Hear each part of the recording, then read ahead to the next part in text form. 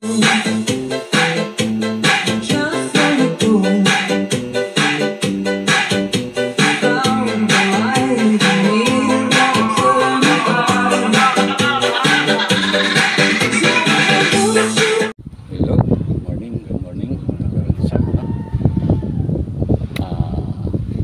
araw gagawa ko tayo ng isang content na mahalaga para sa ating viewers. Ito ay magugustuhan nyo talaga. Ano? So isang mapagpalang araw sa ating lahat at sa lahat ng mga viewers dyan, sa mga lahat ng mga sumusubaybay sa ating content, sa aking video. Maraming salamat po sa inyo. Ngayon, mayroon akong isi-share po sa inyo na talagang magugustuhan ng lahat at sa lahat ng katulad ng nagre-renovate ng bahay o mga nagsawa na sa ibang klaseng hindi naman nagsawa at ibang klaseng finish sa inyo. Mayroon tayong bago ngayon ipakikita sa inyo. Talagang magugustuhan sa mga nagsawa na dyan sa ceramics, sa floor. Ito ang ipakikita ko sa inyo. Mga karansan, andito po. Sandali, ito po. Ito po ngayon. Ito sa ating makikita nyo itong tiles. Itong mga tiles, kung gusto niyo naman ng panibagong finish, new look ba? New look sa inyong bahay. Commercial man yan o ano man yan. Mayroon akong i-recommend po sa inyo. Madali lang i-apply sa mga kahit hindi marunong na gustong apply nito. Madali lang, easy to apply to easy to. Itong mga groove ng tiles natin, bali tatanggalin lang ito, itong grout. Pagkatanggal ng mga grout na yan, lilinisin lang mabuti. Pero yung mga dyan, siguradahin nyo lang na hindi gapak yung tiles nyo. Kung gapak naman, katulad nito, ayan, tuktukin nyo, ayan gapak, pwede nyo tuklapin, tapos lagyan nyo po ng simento, katulad nito. Nilagyan ng simento, hindi nagapak yan. Siguraduhin nyo lang na walang gapak, ganyan. Tapos ipakikita ko po sa inyo yung nilagay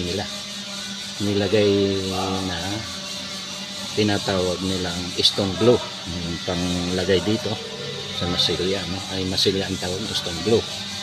Ay ipakikita ko po sa inyo. Ito po, ito na po yung nilagyan ng stone glue. Tingnan nyo, gaano kapigas. Yan yung stone glue na nilagay dito sa mga pagitan ng tiles.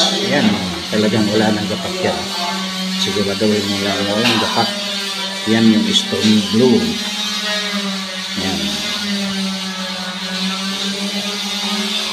Yan po. Tapos pakikitang primer, meron silang ina-apply dyan. Mayroon tayong i-apply dito. Tapos nito, papasahan lang siya ng liha. Tapos mayroon silang ina-apply na applyan natin ng epoxy. Ibang klase ng epoxy yun, klaseng epoxy. Kasama yan doon sa tinatawag na sa micro-tapping. Ayan. Ayun, pakikita ko sa inyo yung nalagyan na nila ng micro-tapping. Okay.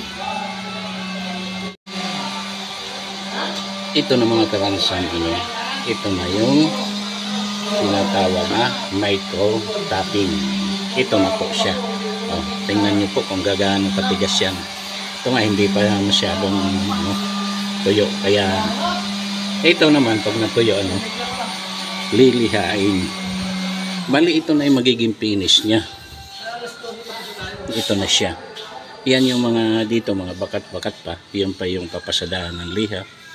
Ito. Papasadahan ng liha. Pag napasadahan ng liha, papatungan uli siya ng yun na yung, pero ito pa rin yung tinatawag nilang micro tapping.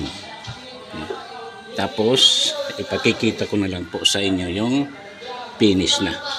Pero ito na siya, ito na yung kulay niya. Yan. Yan po. Yan yung kulay niya. Makinis po siya. Yan. Yan. Ito po hanggang ngayon, hanggang doon po nililiha. Nililiha ng makina. Ayan. Ano yung ipakikita ko na sa inyo. Pero yun to pa rin yung kulay, yung finish na. Kasi lalagyan pa uli ito, papatungan pa uli pagkaliha, papakutungan pa uli nila ng ganito rin yung micro tapping. Pagkatapos naman nito, okay na yung makinis na, wala na yung mga ng masilya, yung mga ganon. Papatungan naman nila ng PU top coat. Yun na yung nagpapakintab na sa ating sahig. Pero kahit hindi ho yan madulas kahit na makinis. Bali ipakikita ko naman sa inyo. Ito bali naliha na siya. Nalinis na. So mapapansin nyo, mayroon pa siyang mga bakat-bakat na medyo umaaninag pa yung mga puti yun yung pagitan ng tiles. So ang gagawin naman ngayon, bali papatungan natin uli ng ganito rin na tinatawag nilang micro tapping. Ayan po siya. So ayan, mapapansin nyo may bakat-bakat pa siya. So yun yung pagitan ng tiles. Ngayon ang gagawin natin, papatungan uli ng ganito rin yung tinatawag na micro tapping. So andito po siya, ipakikita ko po sa inyo kung paano po i-apply ang ating micro tapping. Ito po. Ayan, ito na po. Ito na po ang second coat ng micro tapping. Ayan. So wala na kayong mapapansin diyan na bakat-bakat. Ayan, lalo na pagka natuyo yan. So ipakita lang natin kung paano i-apply ang ating micro tapping.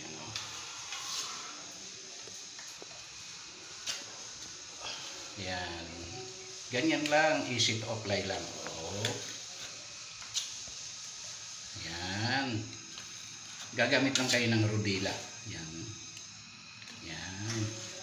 Yan, second coating na po yan.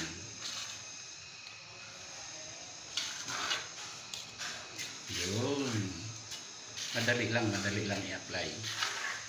So, ang susunod naman pagka natuyo yan, ang curing talaga nito pero kung talagang maaraw lang, halos 24 hours, kung maaraw lang talaga. So, pero ang pinakadabis niyan, 1.5 pwede na. Yan. Ang sunod naman yan, pag natuyo na, lilihain uli. Tapos yun na i-apply na nila yung top coat po natin. Ayan ang top coat ng PU micro top coat na yun. Top coat sa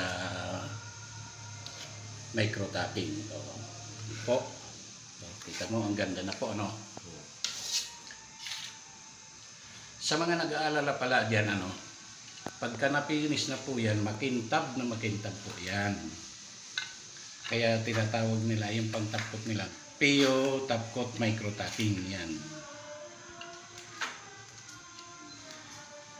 Hindi po siya madulas. Huwag po kayong mag-alala, baka sabihin nyo madulas. Hindi po, safe po lahat ang tatapak dyan.